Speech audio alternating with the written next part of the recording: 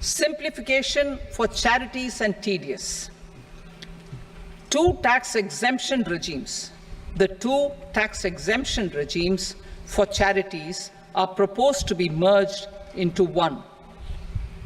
The 5% TDS rate on many payments is being merged into the 2% TDS rate, and the 20% TDS rate on repurchase of units by mutual funds or UTI is being withdrawn. TDS rate on e-commerce operators is proposed to be reduced from 1 to 0.1%. Moreover, credit of TCS is proposed to be given in the TDS to be deducted on salary. Further, I propose to decriminalize delay for payment of TDS up to the due date of filing statement for the same. I also plan to provide a standard operating procedure for TDS defaults and simplify and rationalize the compounding guidelines for such defaults. Simplification of reassessment. I propose to thoroughly simplify the provisions for reopening and reassessment. An assessment hereinafter can be reopened beyond 3 years from the end of the assessment year only if the escaped income is 50 lakh rupees or more, up to a maximum period of 5 years from the end of the assessment year.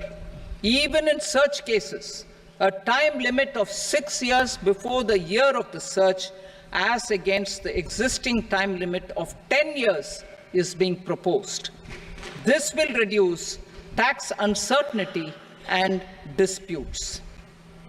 Simplification and rationalization of capital gains. Capital gains taxation is also proposed to be hugely simplified. Short-term gains on certain financial assets shall henceforth attract a tax rate of 20%, while that on all other financial assets and all non-financial assets shall continue to attract the applicable tax rate. Long-term gains on all financial and non-financial assets, on the other hand, will attract a tax rate of 12.5%. For the benefit of the lower and the middle income classes, I propose to increase the limit of exemption of capital gains on certain financial assets to 1.25 lakh rupees per year. Listed financial assets held for more than a year will be classified as long-term, while unlisted financial assets and all non-financial assets will have to be held for at least 2 years to be classified as long-term. Unlisted bonds and debentures, debt mutual funds,